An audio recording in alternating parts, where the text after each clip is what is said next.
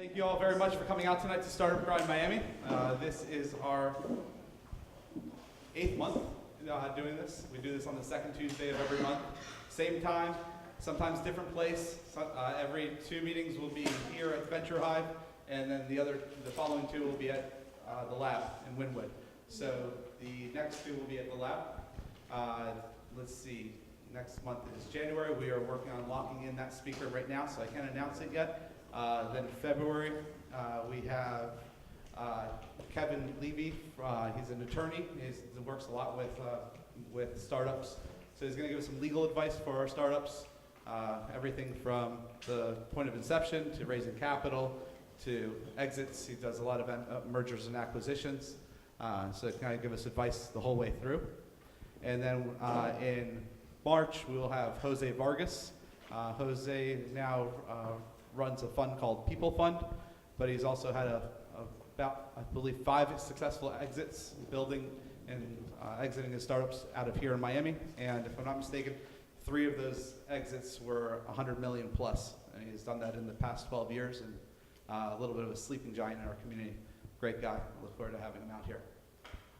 This wouldn't be possible without some of our sponsors. We have Google for Entrepreneurs sponsors Startup Grind on a national level, so it helps us with number 1, brand recognition. I think it probably helped get some of you out here for the first time when you saw the Google logo next to ours, so that helps. They also do an annual conference, which everyone can go to. Startup Grind conferences in Silicon Valley every year, and it's, I believe it's in February 9th, 2015. So that's something that you all can go to if you want to make it out there. And Google's heavily involved in that. And I also would like to bring up Dave Wells from Moving Picture. Moving Picture is our video sponsor. They provide the camera equipment. They do all of our video editing, and that's why all these videos end up on YouTube. So you guys can go back there, replay some highlights, and some points that you wanted to recap on, or if you couldn't make it out for the evening, you could always catch us on YouTube as well. Dave? Thanks, Jason. Thanks to everybody coming out tonight. I see a lot of new faces. That's really, really great. So Moving Picture Media, we're a production company. We produce content for brands like Kaplan University, Harley Davidson, and White Castle. We can take your unique story and blend that with your business goals to create video content that'll drive sales. So tonight, I'd like to meet with each and every one of you, if that's possible, which is not. But I'd love to hear your story, and I'd like to have my team tell it back to you in unexpected ways, and it all begins with your story. So if anybody's wants to pick my brain about video content, you have $10, you have $100,000, I'd love to talk to you about it, okay? Thank you. Thank you, Dave. So in a minute here, we'll welcome out Will Weinraub from LiveNinja. He's here to tell us his story. He's a Miami native, born and raised down here. Has been building his business down here and over in the Wynwood area. And they've got a great shop over there. We've got about a dozen people working there, a really nice warehouse office. And they do Waffle Wednesdays every Wednesday. You just show up there and they'll feed you waffles, creative waffles too, not just like Eggos out of a box. They're making fresh waffles and they're coming up with creative concepts around them. So it's a really cool networking event that happens every Wednesday morning, and Will will tell us a little bit more about it. Welcome Will out here. I want everyone to stand up and give him a standing ovation. Like I always say, pretend Steve Jobs came back to life. So let's welcome Will.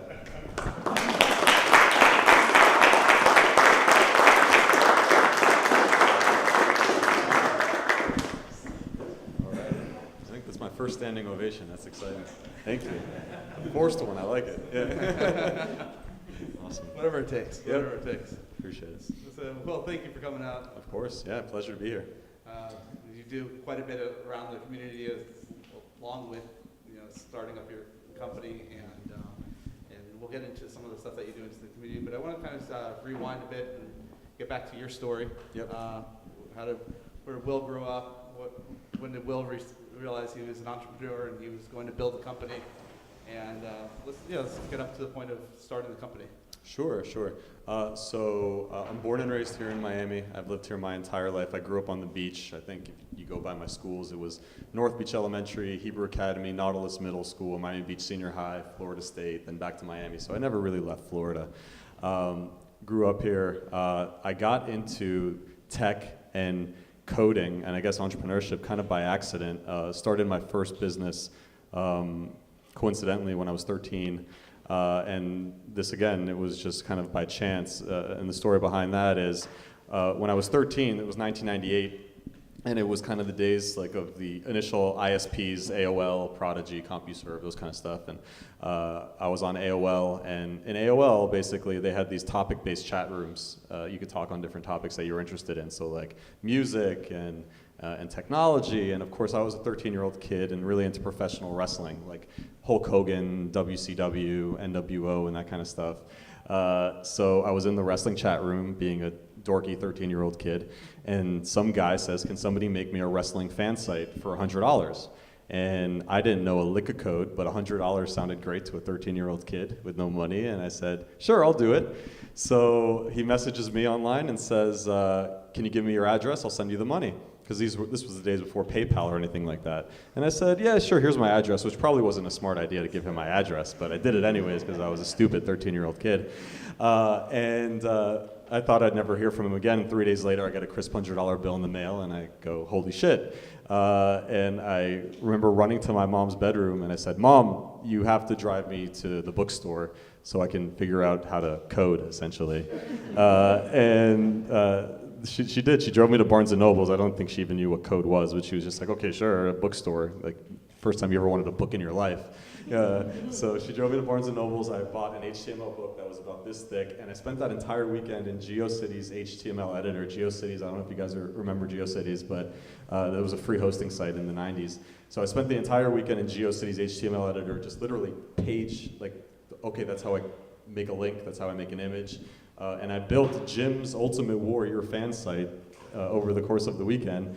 And on Monday, I delivered it to him, and it looked like, it was so bad. It was just like the worst looking website ever. I mean, it was like mid-90s special, like scrolling marquees and, you know, the under construction animated GIF and download Netscape Navigator here, and it was a big mess. But I delivered it to him, and he loved it. So he's like, this is amazing, thank you so much, I'm gonna tell my friends. And I went back in the wrestling chat room. I said, who else wants a wrestling fan site for $100? And 4 people said, sure. So I said, let's try this in other categories. So I went in the other chat rooms. I said, let's try the pop music chat room. And I said, would anybody like a Britney Spears fan site? And like 3 girls were like, yeah, sure, I want a Britney Spears fan site. So built Britney Spears fan sites, Christina Aguilera fan sites, like Backstreet Boy fan sites. All of a sudden, I'm building fan sites for people, $100 a pop. And I did it, like, I went in the other chat rooms, the hip hop chat room, and just going to chat room, marketing myself. And it got to the point where I was making a lot of money just doing these one-off websites. I remember one day my mom walked through my room with stacks of $100 bills, and she's like, what the hell are you doing in your room on your computer, and you're essentially like making more money than I am? And I had to actually show her that like what I was doing was actually legal, because I mean I can imagine like what she was thinking. Here's this like 13-year-old kid in a dark room with a computer screen, and she's shuffling money into the room. So she thought I was hacking into a bank for sure. And then I was like, no, Mom, it's actual code. And my mom's like old school Israeli. She's one of those people that she thinks like, if you're not a doctor, a lawyer, an accountant, you're gonna be a failure in life. So I showed her, Mom, look, it's code. Look, I'm building something for people. And she's like, I knew you were hacking into a bank. Like she just saw the code and she thought I was hacking into the bank. She's like, she saw a documentary on CNN or something. So that was it. That was my first take and taste on entrepreneurship, and I think that was essentially what hooked me. I mean, the idea that I was a 13-year-old kid, but to these clients, I could have been like, you know, mid-20s, 30s, CEO of like a 50-person team, but I was delivering this value. I mean, that was intoxicating for me. And I was learning this skill and doing something that I love, so I did that for a couple years. And then when I was 16, I started an e-commerce consulting business, and it sounds so fancy, but there was just this new website that was gaining mainstream attention called eBay that was finally, a lot of like, you know, mom and pop people were actually knowing what that meant. And I knew the entire Miami Beach scene because I grew up there, and I just went to the independent shops on Miami Beach and showed them how to liquidate their backroom inventories on eBay, basically for just like retainer fees per month. And I called myself an e-commerce consultant, but essentially I just knew how to use eBay, and everybody was kind of weirded out by online auction software. So I did that for a couple years, then I went to Florida State University. I studied communications, and the idea for LiveNinja was actually seeded my senior year in college. It was 2008.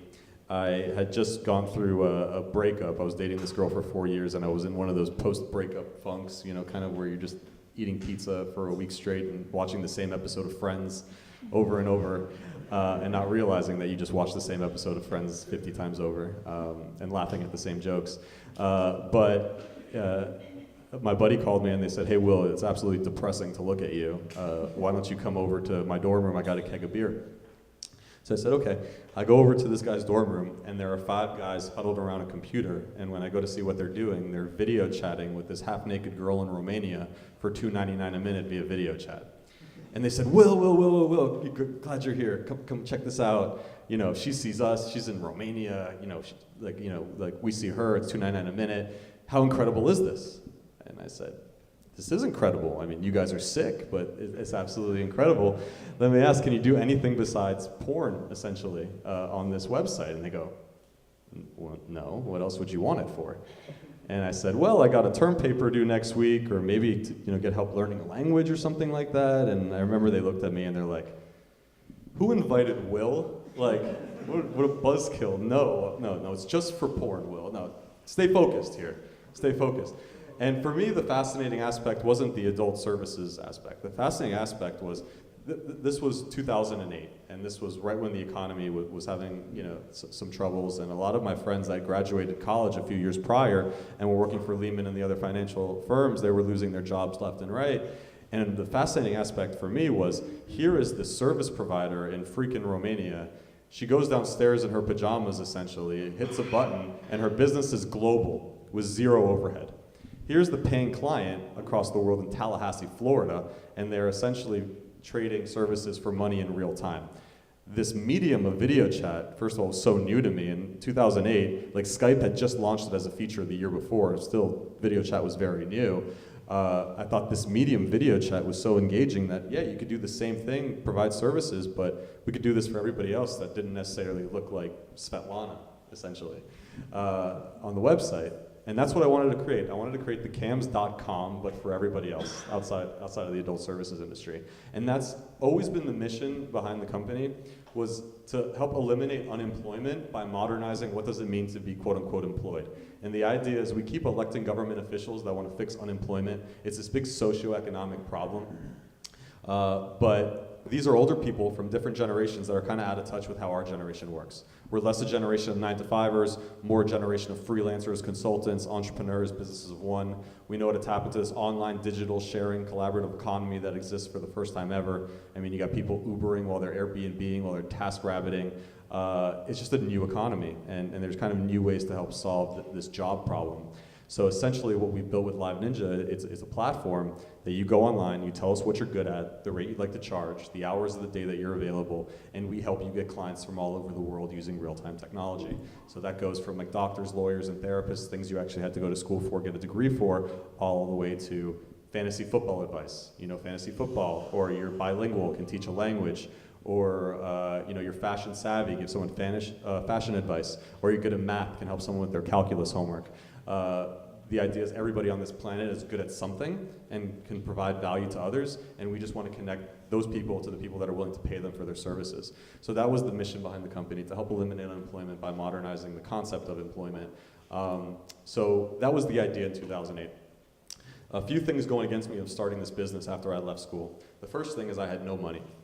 The second thing is the technology wasn't ready for the idea, and that's like a common challenge I think that a lot of entrepreneurs have, is the technology and the idea have to meet kind of at the same time. There have been a lot of versions of LiveNinja that have failed because they were launched too early. And the reason behind that is video chat, like essentially monetized video chat. You had to have a combination for a user that had to have broadband access and a webcam. And in 2008, that combination didn't exist for the majority of people. I mean, it's amazing how far we've come in just 6 years, but in 2008, if you were a consumer and you were paying for broadband access, it was over $100 a month. It was very, very expensive. And webcams were still not baked into every laptop. Now we take it for granted because they're on the front of our phones and they're in all of our computers. But in 2008, you still had to buy the Logitech webcam that essentially lived on top of the computer. It was a third-party, accessory. So my market was very small and essentially was very niche to video chat. And again, the most important thing is I had no money to start this business. So I got an offer to be a regional VP of sales and marketing for a financial services firm that my family had ties to right out of college. And as much as it pained me to join the corporate world, I thought, hey, look, this is a good salary for a kid out of college. I'll learn some sales and marketing expertise. And as soon as I had $50,000 saved in my bank account and the technology had caught up with the idea, I'm going to quit and I'm going to start this company. All those things happened in 2011. The iPhone 4 launched, which was the first iPhone with a front-facing webcam to do video calls. And after all the Android manufacturers and all the other competitors, they followed suit. And then if you looked at all laptops shipped after 2010, it was like 80% of laptops had webcams built in. Broadband access was under $50 a month. I thought, okay, this is a good time.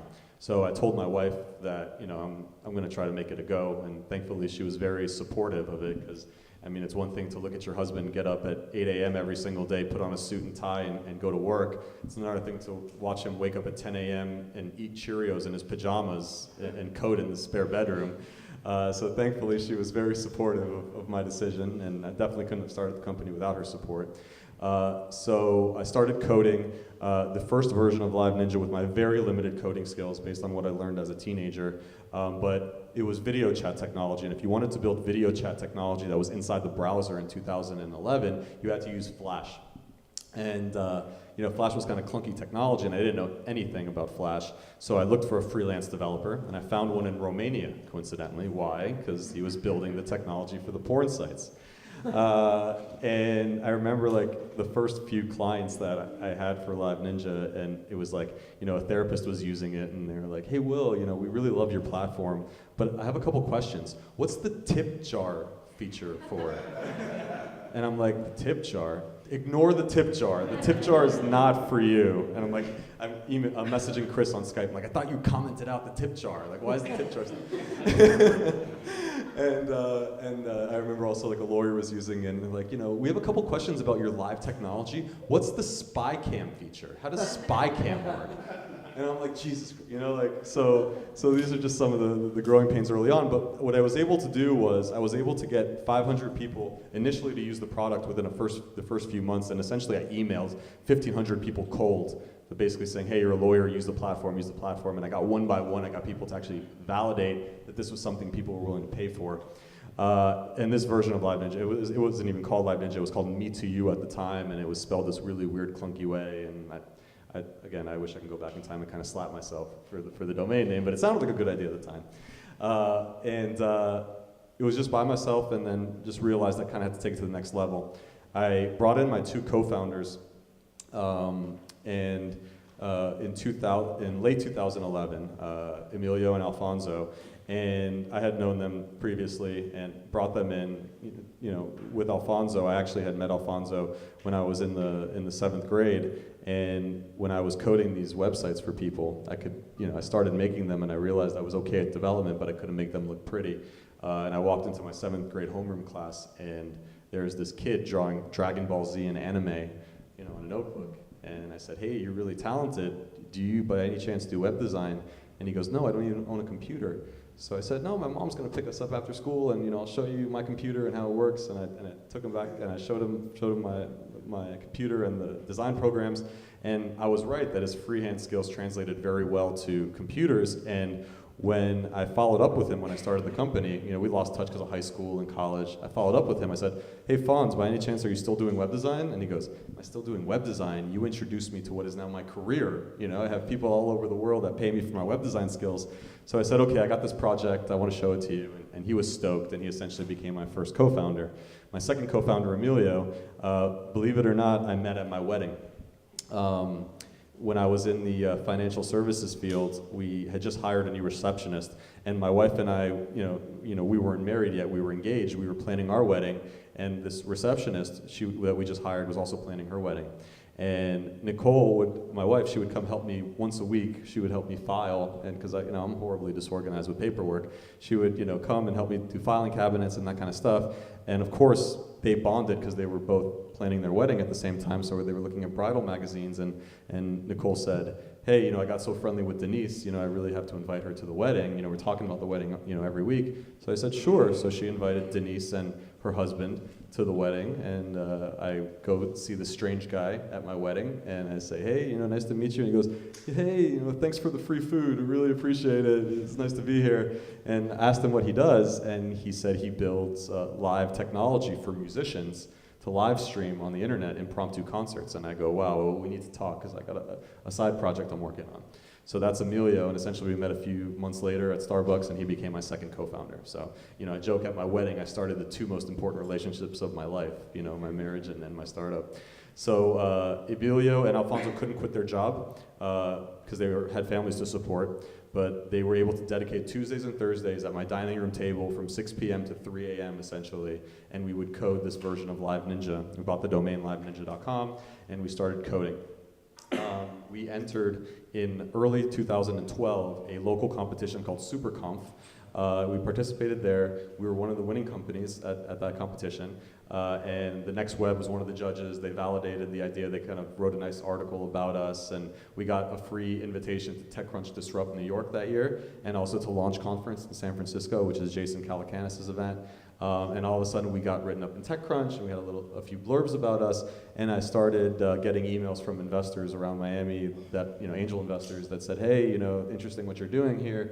If you are interested in raising a round, let us know. And I just kind of kept being in touch with people. So I go back to Emilio and Alfonso, and I said, if I can raise a substantial round to start this company, would you do this with me? And they said, absolutely, we're in. So I spent from April 2012 to August 2012 raising a $500,000 round for LiveNinja. It was the first capital raise. I closed that round in August of 2012. We started full-time operations, and it sounds fancy, full-time operations. It was me, Alfonso, and Emilio just doing it full-time.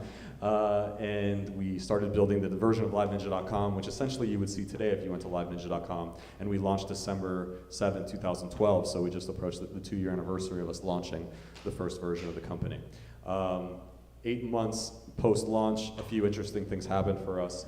So in the middle of 2013, we got an email from the editor of the Next Web, and they said, hey, Will, we love LiveNinja's technology. It's amazing, really, really slick. Can you take the technology that you built and embed it on the nextweb.com? Because they had a product called the Next Web Academy that was powered by GoToMeeting, and they really hated GoToMeeting. And the big problem for them was they charged $50 for a course, and GoToMeeting didn't have a paywall. So people would pay $50 for this event, and then they would share the link with all their friends.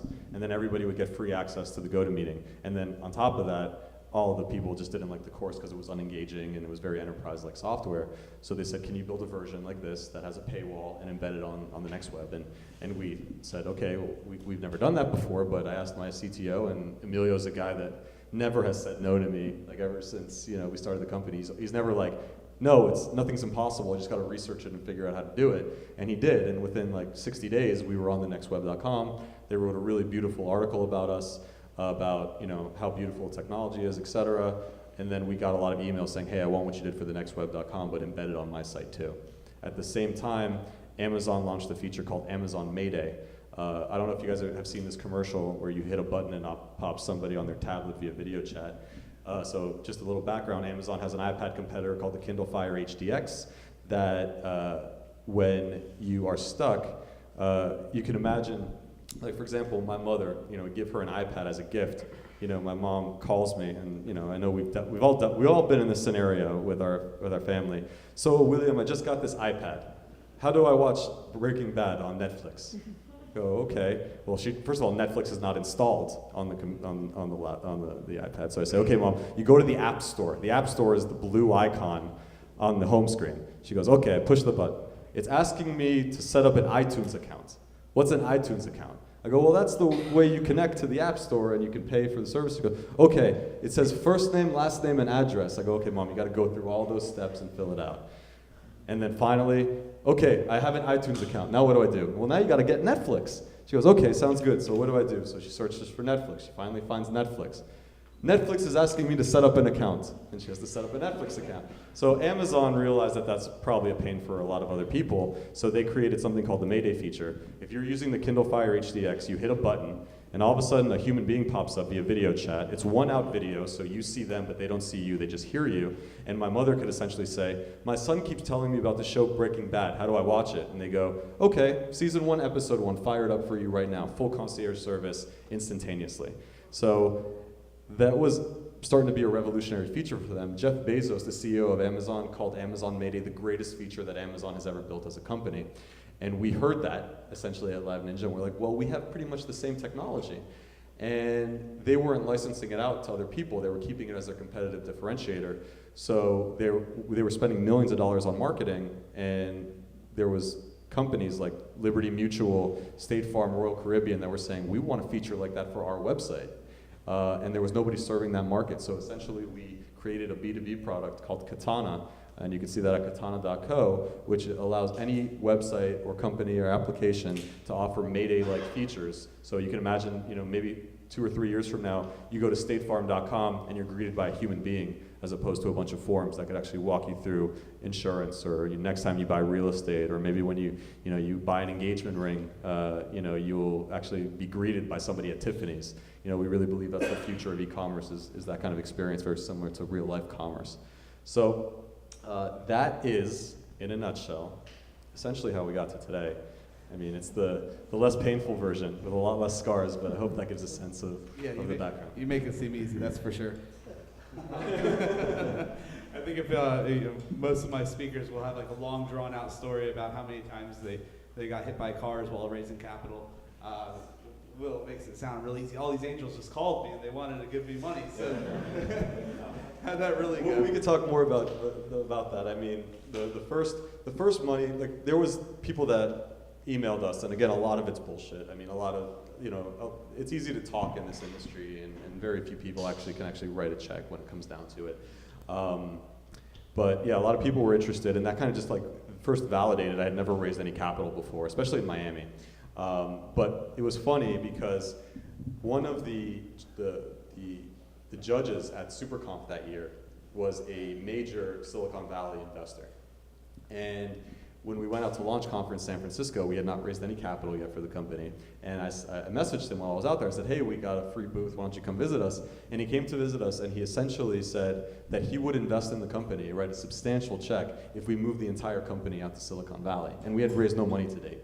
But I said, no, my family's in Miami. I really believe in starting a company there. The 3 co-founders, all of our families were there. I didn't think it was going to be an issue. And he looked at me, he's like, you have absolutely no chance. He's like, there is no environment to raise this kind of capital right now. There's no angel activity. And he was right, there really wasn't in 2012. Again, we've come a very long way in just 2 years. But there really wasn't a lot of activity. Very luckily, again, there were emails, but a lot of it didn't amount to anything. But what it showed was an indicator that people are interested in exploring investing in the company. So there was an incubator at the time called Incubate Miami. I don't know if Incubate Miami is still around, but in 2012, I think they were the only real accelerator shared office space with a tech focus in town. And I was late to apply to Incubate Miami, but they said, hey, we like the company. Why don't you hang out for a couple days and get a feel for it? Maybe you could be part of the next batch. Coincidentally, the one day that I was at Incubate Miami, they say, oh, and it's good that you're here because we have a guest speaker speaking, and his name is Marco Giberti, and he is an angel investor, and you should talk with him and hear his speech. And Marco gave this really funny talk about how being an entrepreneur really sucks. And it's like nights of terror and cold sweats and all this kind of thing, and to really think it through and all that. And essentially, Marco gave a funny speech, and Marco was leaving, going in the elevator, and I remember chasing Marco down, and the elevator was closing, and it was one of those moments where you kind of stick your hand in the elevator, and the elevator opened, and I got in the elevator, and I said, Marco, great talk, by the way, my name is Will, I have a company called LiveNinja. I gave him a literal elevator pitch, like literally. And he was like, yeah, no, interesting. Here's my card. Let's grab coffee. So we met at the Key Biscayne Starbucks, and he got to know me a little bit. He became the first $25K check in LiveNinja. And I think it's one of those moments where literally I was like 10 seconds late on that elevator. I don't even know if any of this would happen, because he was like the first money in, and he was like, he really believed in us, and he helped validate the company. He showed me a lot of like learning the ropes of how to raise angel capital, and then he started introducing us to his network, et cetera, and really helped us get going. And he's been to date like one of the most important members of the company and advisors of the company. So I mean, that's one great tip on raising capital here, is you got to get somebody, I think, highly connected in your network early in, and sometimes you want to offer maybe incentives to that person because they're first money in and they're taking a lot of risk. But once you get somebody to validate you, and that really shows a good positive sign to other people, and you can raise off that momentum. You mentioned early on there's a lot of risk, and if we don't start companies as entrepreneurs, we go work for someone else because that's considered lower risk. Yeah. So how have you convinced people to come work for you in a risky situation? And how have you built your team? I think, like, first of all, every member of our team is really special. I think there is a certain quality that each person has, that everybody's an entrepreneur in that company, and because we're very like-minded individuals, like we all have focus towards the same goal, and I think creating a company culture where that everybody has your back is extremely important. And like there's this thing like, what is company culture? Like, what does company culture really mean? And again, you could ask a bunch of people that question, you get a bunch of different answers. But for me, I've always felt like company culture is knowing for a fact that the person to the left of you and the person to the right of you is doing everything they can because it's in your best interest, and you know that for a fact. Like, I think that the bad company culture is like you looking over at the other side of the office and you're like, I really hate that dude, or like, like that dude is gonna screw me the first chance he gets at that promotion, you know what I mean? It's like, but if you have a company culture where like, essentially the people that stay with us in the company, they're gonna get stock in the company. And it's very empowering to know that at any given moment that the person to the left of you and the person to the right of you is effectively positively affecting your net worth. And if you can trust everybody in that room that they're all busting their ass to do so, that creates a really, really good company culture. So we've always looked for that kind of people that, like, if you become the person to the right and if you become the person to the left, can the person in the middle really trust you and feel comfortable? And I think that's what we look for in every single person. And we choose the people that work in the company very carefully, because like the first 15 people in your company will define the company's culture and the organization. So we're very mindful of that, but creating a culture of transparency, openness. I think, my team members will tell you that like nothing is sugar-coated in that office. Like when things suck, like everybody knows it. It's not like we're hiding it. And I think a lot of bad culture stems from distrust of some of the higher ranking officials in the company. And like if everybody's really transparent, it's like, look, this is the situation. Shit is really bad. Let's put it together and let's get ourselves out of the funk. Everybody kind of bonds together and really it breeds trust. And I think that's the essence of company culture, is trust. Excellent. And as part of the company culture also to have a good work-life balance. And you've got a family, you've got 2 children, right? Right, yeah. And a wife that's been here with you through the whole journey, obviously. Yeah, she's still here. Do you have any words of advice for maintaining work-life balance and also inspiring others to do so they don't burn out on you? Definitely. I mean, this is by far my biggest challenge, as a human being. Forget about being an entrepreneur, is balancing the needs of my business and the needs of my family, which are growing. I have 2 kids under 2. I have a daughter that's 22 months old, and I have a son that's 8 months old. So as the family grows and as the company grows, essentially I have 3 startups. I have 2 kids and a company, and I'm learning. I mean, the company is so far ahead each month. Like every time like a month passes, I can't recognize the company from a month ago, and it's like positive progression. And it's like as soon as I get a grip of what the company looks like, it's totally different, and I've lost my footing, and I have to learn very quickly. The same is true with my kids. As soon as like Victoria, for example, I remember like we used to sit her stationary, and we knew that if we turned our back, she'd still be in that same position. And then the next month, it's like she darts across the room crawling, and the second you learn, you find a comfort zone, you're out of the comfort zone the next month. And I think the same is true when you're a parent and when you run a startup. So I'm really learning how to balance all that, and I don't have all the answers. What we're trying to figure out is, you know, the people that I've asked advice to on this particular topic is it's less about work-life balance and more about work-life integration and having really set boundaries. I think a lot of the trouble that, you know, Nicole and I have gotten into was me not clearly defining, hey babe, look, I'm home, I'm gonna put the kids to bed and I need to work for the next 2 hours. I really gotta get through this deadline here. As opposed to, hey, you know, how you doing? And like I just bust out the laptop and start working. I think communication is key, and that's something that I'm learning personally. But integrating more of work and life, I think you need to at this stage, and I think you need to have clear boundaries and be honest with your significant other that, look, I'm in a tough time, I'm grinding, I'm trying to create something out of nothing here. There will be times of frustration, sure, and just an idea that you guys can gear up on this journey together. But I think communication, honesty, being upfront is absolutely key. I think the blurred lines is where we get a little bit troubled. But, you know, every time, you know, I've come to Nicole and I've said, hey, I need to work for the next 2-3 hours, she's been supportive. So again, it's communication, that's everything. But you can absolutely do it. I think you just have to learn a framework on how to deal with it.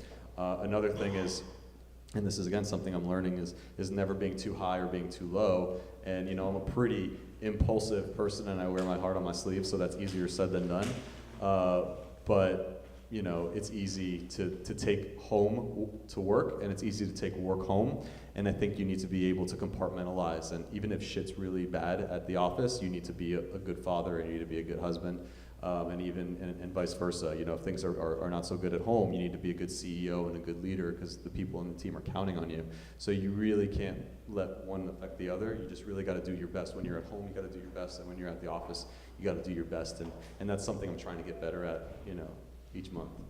And being aware of that's something you've got to learn. Yeah, that's important. You've got some mentors that helped you through that. Oh, absolutely. I think most of our investors, you know, have families and they've been through it. And you know, it's funny because, you know, I've told some of our investors, yeah, and I have 2 kids and I'm trying to balance the startup, and they go, yeah, Will, it sucks. You know, it sucks. You're in it, definitely. But like, they've been through it. They know that, you know, there's light at the end of the tunnel, and hopefully it's a good outcome for everybody. And you know, you just kind of learn from your mistakes and try to move forward. But you really got to make sure you have balance. The work can't be the end-all, be-all, and you have to make sure that, you know, your personal life is intact as well. It's important. You have to know there's life after the company. You know, the idea is you're not going to be working on the company the rest of your life. You're either going to, you know, IPO, you're going to move on, and eventually you're either going to move on from the position of leading the company, or you sell the company. There is going to be a life after the company. You have to make sure you don't destroy your life in the process of building it, you know?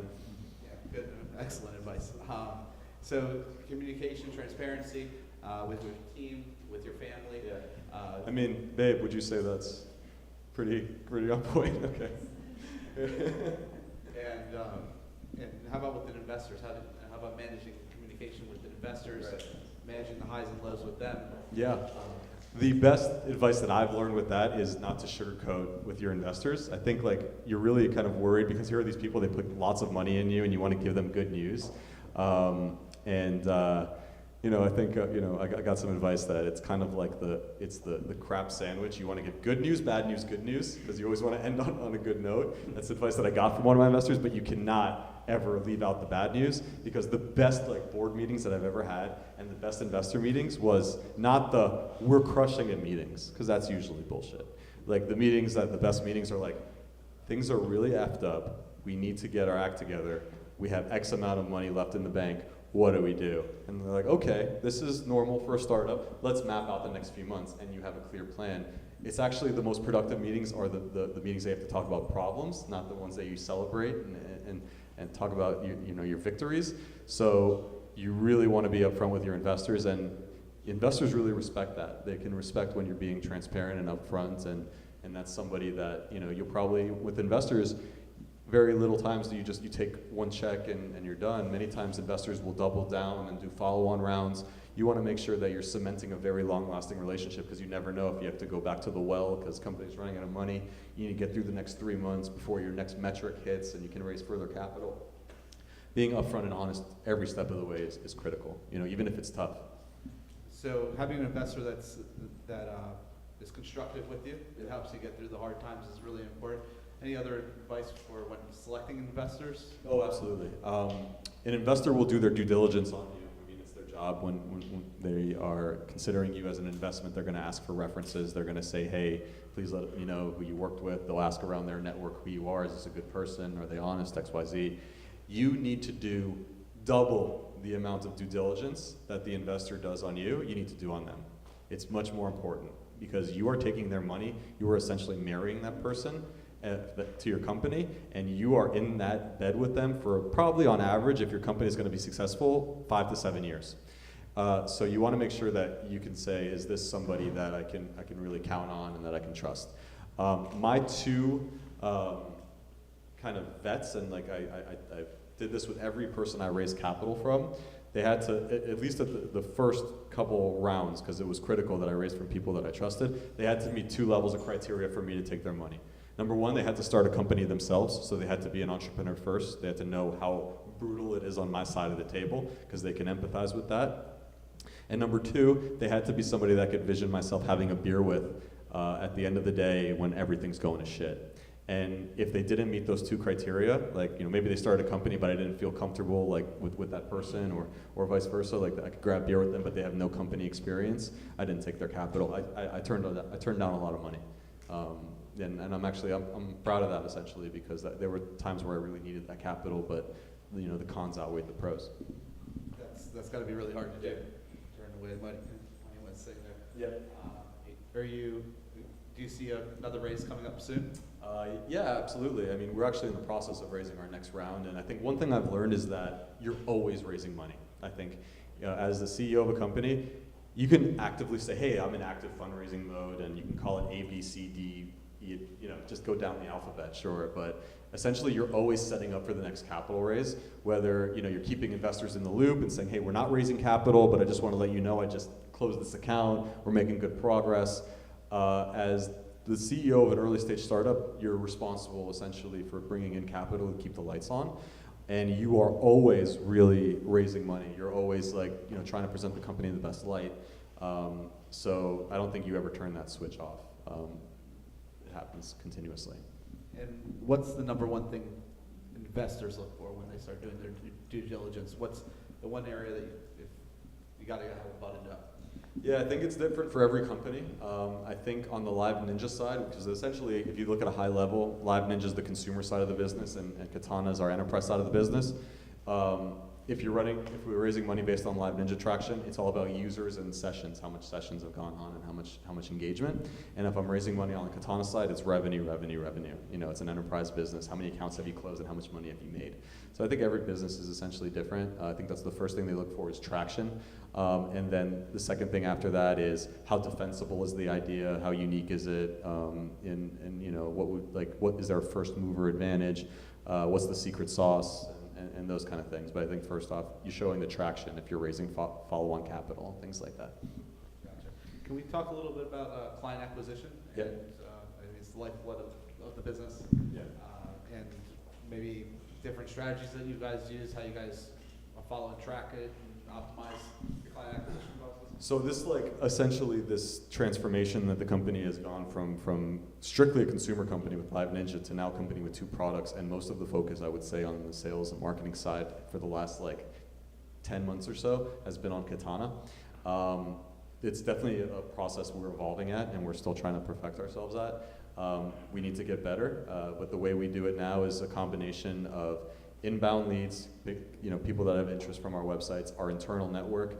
For example, we met with a very well-known bank the other day that was just an introduction through one of our investors. That was like a direct introduction. A lot of really good meetings come from our internal network, and good investors will do that. They'll roll up their sleeves and go into your CRM, and they'll be like, okay, I can introduce you to these type of companies and these type of businesses. So I'd say some of our most successful accounts have come through warm introductions and warm leads through our existing network. Then we do outbound leads. Miles, one of our sales guys, he's gotten accounts and closed them through Twitter, literally just reaching out through Twitter. So we do some outbound stuff there, a combination of email, outbound marketing, and we're learning here, what are the markets that are interested in Katana? Where is the traction? How are we closing leads? How are we tracking leads? These are all things that are a big focus for us in 2015, and just having a strong combination. So when I'm raising capital right now, that's one of the big talking points is enterprise sales structure, methodical flow, tracking, reporting, and that kind of stuff, because it's been a transition from consumer to enterprise, and we have to make sure that we know how to block and tackle, before we can expand the business. Gotcha. And I guess still on the sales and marketing note, you've gotten some pretty big outlets to cover you guys in the press over the years. Right. Let's see, like Robert Scoble interviewed you at one point, TechCrunch. Yep. And how do you make those things happen? I think it's a combination. I think some of the press has been organic, where we actually just reached out at the right time. I think when you're raising money and announcing fundraising, it's an easy time to get press, because like TechCrunch, they like those kind of headlines, even though it's unfortunate because there's a lot of great times to announce things, and fundraising isn't a marker of success by any means. But it's been a combination of us reaching out, an organic PR strategy, but also, we hired a great PR person that really, works her tail off and takes care of us. And if you're looking for a great PR person, I definitely recommend Pablo from Funk Media, pfunkmedia.com. She's outstanding. I mean, she's responsible for getting us into publications like Forbes and TechCrunch, and the Robert Scoble interview particularly, she worked on that. So, that's a topic of debate. Some people think a hired PR person is unnecessary. I can tell you the flip side of that coin. It's paid, back in spades for sure. Great. Well, you came back, you always come back to Miami. You had offers to leave Miami. You've been here since 2012, even before then, building businesses. What are you seeing, what have been the changes of the past couple of years? Why is Miami becoming a better environment for entrepreneurs to start companies? And what types of things can we do to continue to improve on that? I think there's a lot of factors. I think number one, just universally across the world, this has never been a better time in the history of mankind to start a company. I mean, it's so cheap to start a company. Servers are cheap. Essentially, you can get a company off the ground very, very quickly. So you have more angel capital available, because it only takes essentially, maybe 50 to 100K to really get something off the ground at a minimal viable product level. So you have more players wanting to invest in the scene because you can see traction early. So you have people that have made their money in real estate and other avenues that are interested in tech and trying out that hand. And Miami's definitely benefited from that. And we have a great angel foundation here now in Miami. In the last 2 years, it's really gotten a lot of momentum. The second thing is VCs have taken a much more location agnostic view in the last year than they ever been in the past. There has been an older generation of venture capital that have specialized and worked in the Valley and in the Northeast, and for good reason. They said, I'm only going to invest in my backyard. So the Silicon Valley VCs want to invest in Silicon Valley companies, and the Northeast investors want to invest in their backyard, so Boston and New York. And the reason, it was a very good reason. It was 20 years ago, all of the computer science talent went through Stanford, on the West Coast, or through Harvard or MIT. So all of the talent that was really able to build software companies went through those channels to get trained. Now all of a sudden everybody can learn how to code. It's free. You can go online, watch videos. Education is free. People are building companies anywhere nowadays because there's very low capital requirements to do so. So investors, like the new generation of investors, not the old school investors, but the new generation, like the Dave McClures of the world, they have a much more location agnostic view where they say startups are everywhere, not just Silicon Valley, Boston, and New York. We can start companies anywhere. It doesn't matter where you're located. Just with a little bit of funding is all you need. So you're seeing a much more location agnostic view. So you see capital coming from Silicon Valley, New York, and Miami, and Boston, into Miami. And the other great thing that Miami has going for it is it's significantly less capital intensive to run a company than it is in the Valley, New York, or Boston. So, I mean, for example, our burn rate on LiveNinja, what it costs us to run the company on a monthly level, like it would be 3 to 4x in New York or Boston or San Francisco, just based on the salary demand. Like salary demand for engineers is a third, 3 times more in those areas than it is here in Miami, and with good reason, because the cost of living is 3 times more in San Francisco and in New York. And here we have things like no state income tax and benefits, which makes it easier to live for a lower salary.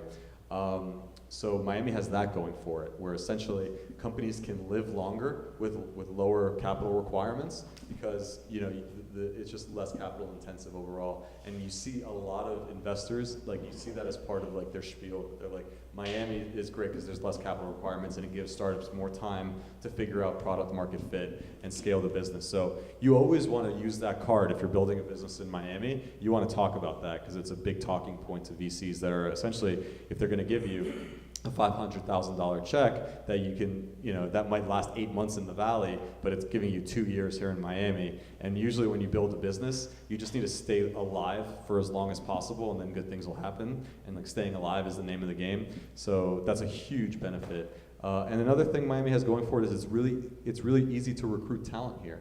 My first hire that I made at LiveNinja, outside of the co-founders, this engineer named Ryan, and Ryan was a graduate, a computer science graduate at Clemson, and I found him on AngelList, right? And if I was to compete with the Valley in New York, I couldn't afford a $120K developer, at an annual salary, and that's what the going rate was out there. So I found Ryan on AngelList, and he had just graduated from Clemson in South Carolina, and we had a Skype interview, and I asked Emilio, is this what you need? Is this like the kind of skills that you need? And Emilio said, yeah, I think he fits the bill. So I spent $230 on a Southwest flight from South Carolina to Miami. I spent $200 at one night at the Gansevoort Hotel with an ocean view room, and I said, Ryan, welcome to Miami. And I showed him the water, and I go, so we got this company, and we're starting, and it's really exciting, and Miami's a great place to live. And he's like, yeah, absolutely is. And I was able to recruit him that way. I mean, it's different when you're recruiting to Miami and you're recruiting to companies in the Midwest. So use that to your advantage as well, and those are some of the things Miami has going for, which is why you're seeing more capital coming to Miami and more companies being built here, definitely. Yeah. And we're starting to get, the ecosystem's evolved quite a bit in the past 2 years. Putting on events like this, facilities like this, facilities like the lab, and please plug away at Waffle Wednesday. Oh, sure. So Waffle Wednesday, the way that this thing got started is we just got this new space in Wynwood, 2,000 square foot warehouse office, really cool space. And I took my director of marketing and my director of community to Target, and we passed by a waffle maker that was on sale for like $5, and we said, hey, would it be cool to do something like, for the team and make waffles? And we were just joking, yeah, Waffle Wednesday, it'd be cool. Every Wednesday we'd get together as a team and we'd make waffles, and it'd be this like breakfast bonding experience as the team. And then eventually it started like, yeah, I'm inviting so-and-so from this company to come join us for waffles, etc. And we started getting more people. And it grew into, all of a sudden, we did it every Wednesday, and it grew into like a networker, like 15 to 20 people, and people were really excited by it. And eventually it became cost prohibitive for me to feed waffles to all these people every week.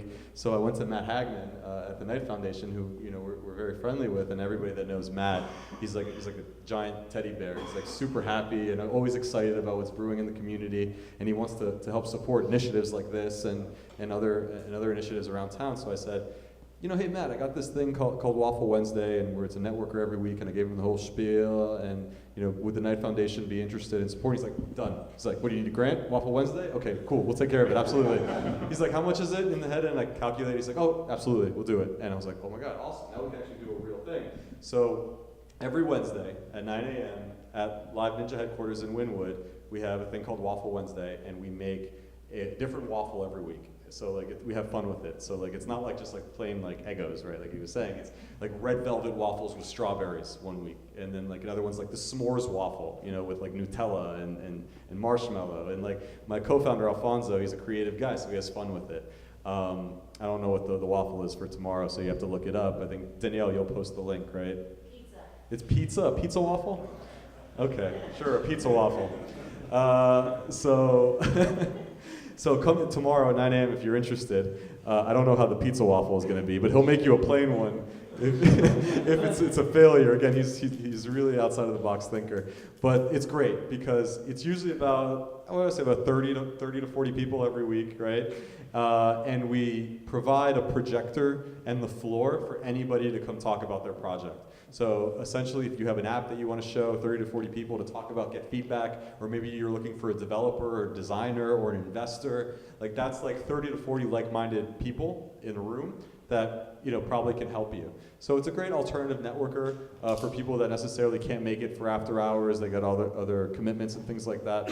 And it's first thing in the morning. There's we make Cuban coffee, and we have fresh waffles and really high energy. So it's fun, and I really encourage, we do it for the community, and I really encourage you guys to come and check it out. right, well, I'd like to go ahead and open up for some Q&A. Yep. So please raise your hand if you came on a VIP ticket. You've got first dibs on, and also couches. So if you want to go first, and then we'll go into the rest. Become the chief waffle officer. Yeah, I mean, I think that's a position that we're going to be looking for, hopefully, after the next round of funding, right? CWO.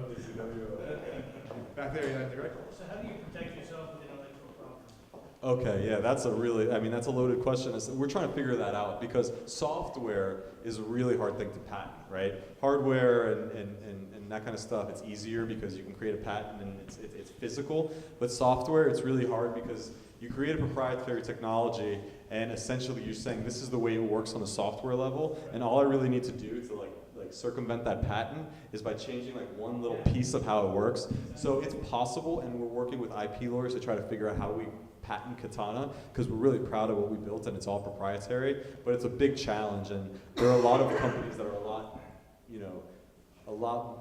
that have a lot more funding than we do that are having hurdles because it's a lot of legal fees, you gotta jump through a lot of hoops.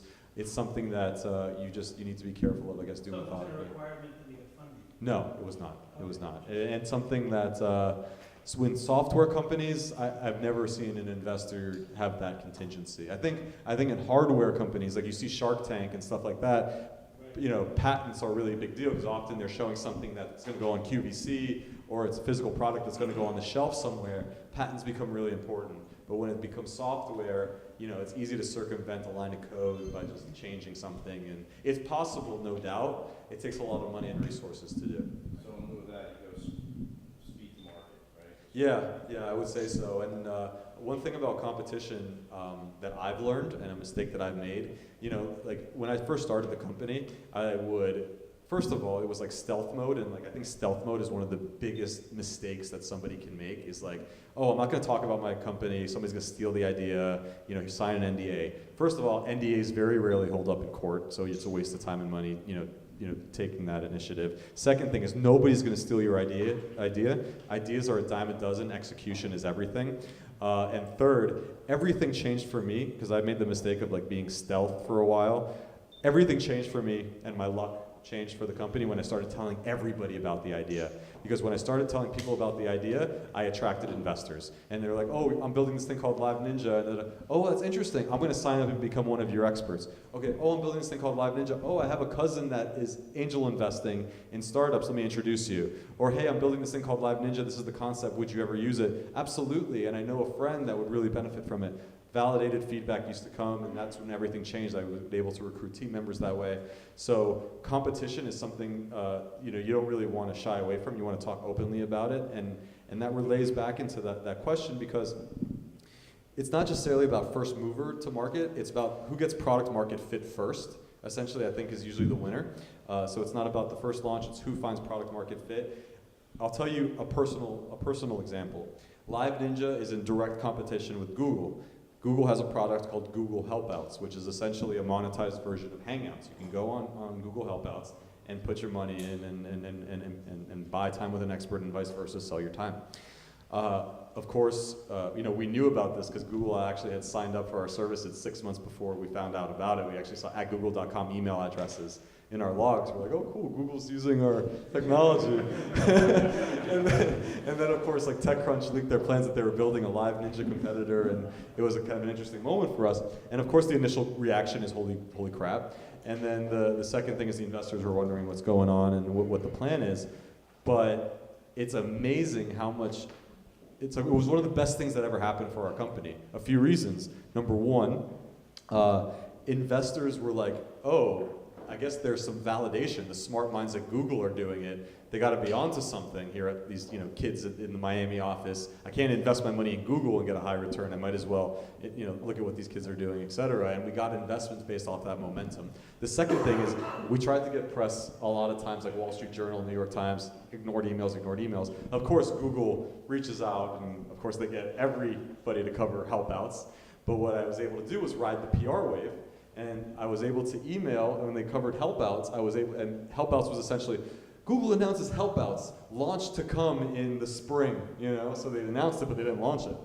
So I went and I emailed the author of the Wall Street Journal article and said, hey, I have a company called LiveNinja, essentially doing the same thing. You should tell your readers that it's available now, they don't have to wait for Google, and essentially they got on the phone with me 30 minutes later. So you're able to ride the wave of the PR. Essentially what we're doing with Amazon too. Amazon's creating this massive wave, spending tens of millions of dollars marketing Mayday.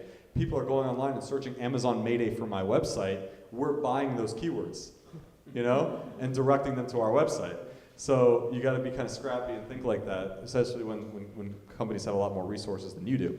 The third thing is that it gives you a pool of customers that have interest in your category, because Google spreads the marketing message. They validate that there's interest, and you could then take those customers to your product. So one thing I like to do in my spare time is take a few Google Help Out sessions and then recruit the experts over to LiveNinja. And essentially, they love being on both platforms. They just care whoever gets in the business gets in the business. But it gives us a pool of more people that are interested to talk to. So one of my biggest mistakes, or two of my biggest mistakes, not talking to as many people as possible, validating the business early. And two is just embracing competition. Just embrace it. It's one of the best things ever for your business. Yeah, do you believe it's more difficult for minorities to start small businesses, to create startups, and if so, what sort of challenges do you believe minorities face? That's a great question. So I think that definitely that used to be the case, and I can't speak from firsthand experience, but I know a lot of my peers, minorities that are raising money and that they're founding startups, and they've given me great commentary that recently it's been a lot of initiatives that are focused specifically on helping minorities start businesses, and that didn't exist a while back, but there are actually funds that invest in specific, minorities and specific nationalities, specific races that actually want to see more entrepreneurs in that, in that particular minority. So, well, I think it was. I can look it up. I can't name off the top of my head, but there was just literally announced. I'll pull it up because I don't want to go through my phone up here. But after we'll meet, and I'll show you. Literally, this link was just shared a few days ago, so I'll show you. But I think there's a lot of funds that are looking to invest strictly in African Americans. I know that there are funds looking to invest strictly in Hispanics. So I think it's a great time because again, the requirements to start companies are a lot less than they were 5 years ago. So you have a lot more people that can aid other people in starting companies and provide assets and things like that. And you see that definitely happening across the board. But I have gotten feedback that there is hurdles and challenges, and I've gotten the other side of the coin too, where there is a lot of benefits for people, definitely. Curious to know what your thinking and strategy is as far as when to jump in and get angel investment. Yeah. Right, so I'm in the process of starting a new company. The software's almost done. I have 0 clients. And I figure if I go get investment now, I'm going to get the majority of the company. Right. How did you kind of go through that with LiveNinja, and what's your suggestion? That's a great question. So I think again, it's different per every case. I think with LiveNinja, we didn't raise money until I had validation that actually people were paying for the product, because the worst thing that you can do is start a company and actually get an investor to invest money in the company, and then you have an anchor, essentially, basically a ball and chain that you can't pivot away from the business, or you have somebody help making sure that you stick with it. And the best thing about being an entrepreneur and being small as a small company is you can move very, very fast, and you can change courses and change directions. Essentially, when you take in capital, you are adhering to a plan that you've laid out, and that has pros and cons. With LiveNinja, the first 2 things were making sure people were paying for it. So it looked like, okay, people are paying for it and I have no money.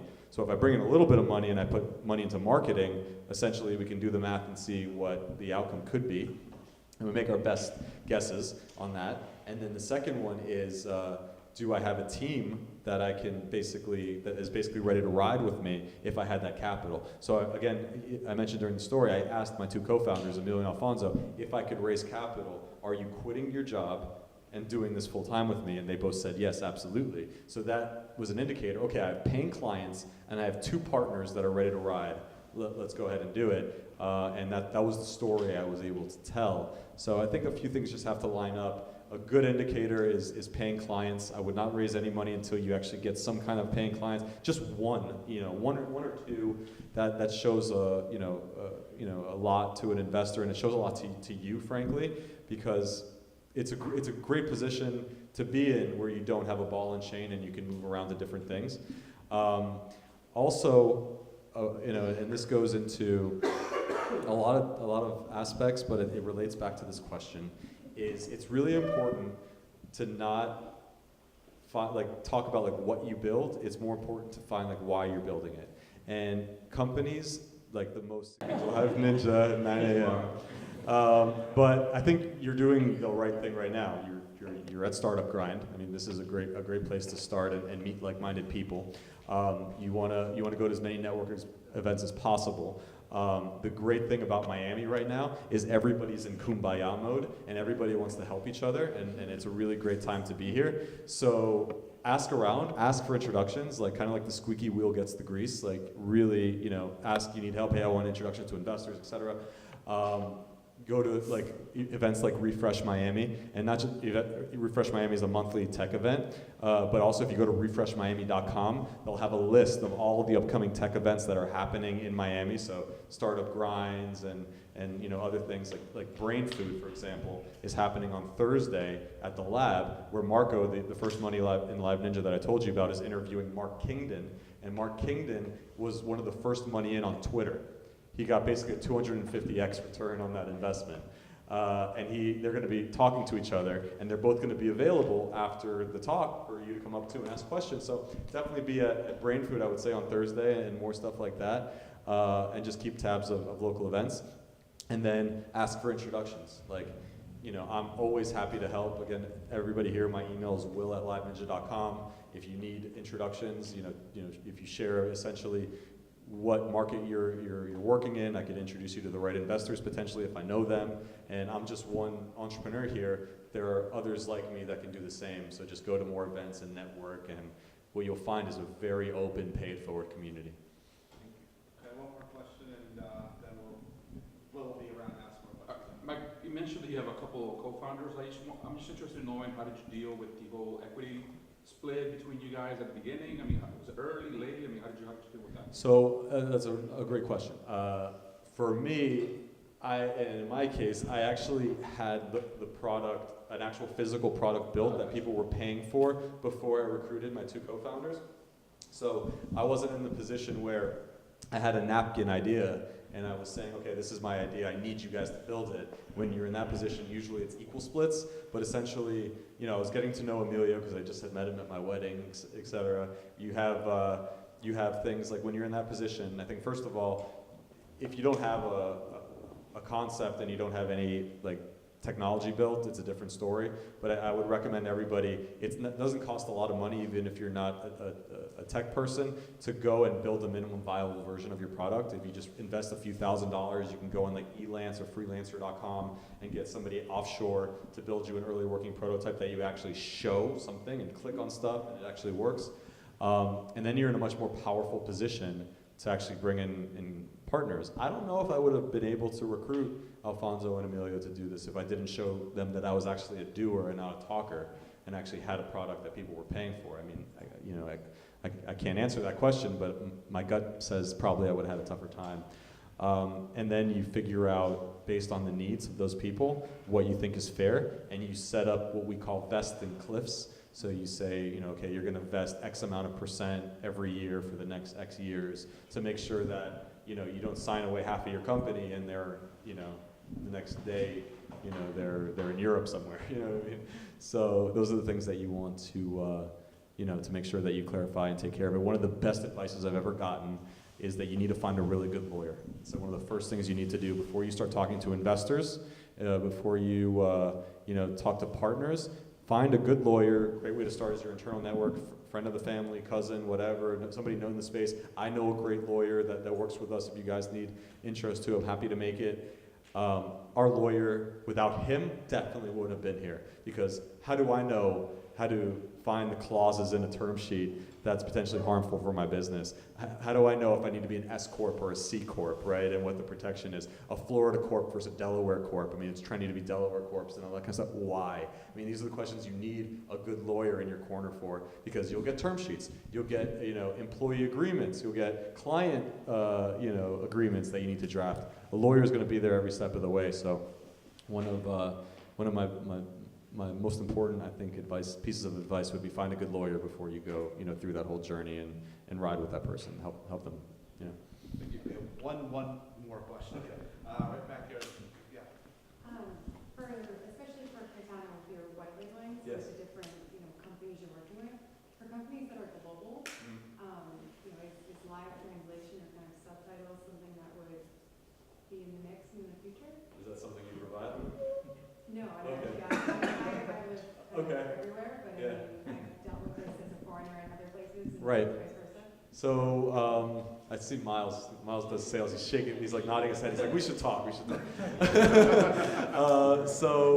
Yes, absolutely. So like, for example, one of our clients is a division of Remax out of Mexico. And the great thing about Katana, it's a human being on the other side. So essentially we know that all their clients speak Spanish. They have a Spanish speaking person answering the call. So it's natural kind of translation in that sense. But also there are things like, you know, please hold for the next available agent. There are little pieces of text in English that we had to translate to Spanish, but not hard to do so. You outsource that to somebody for, you know, very, very cheap. Subtitles, it's hard to do subtitles with live technology. I mean, we're getting there. You know, like Skype kind of rolling this kind of stuff out too. And then we're also working on smart routing, you know, as a feature later on, where a global business, like with lots of different customers, like if I know somebody's calling from Germany, I can route them to a German-speaking agent. If I know somebody's calling from France, I can route them to a French-speaking agent, and so on. It's one of the things that we like to talk about in Katana is these are like the smart routings and the techniques that we make sure that the right customer connects to the right person that can help them at the right time. So definitely a big focus for us, but it's a problem that we're trying to solve as the company evolves. Thank you very much.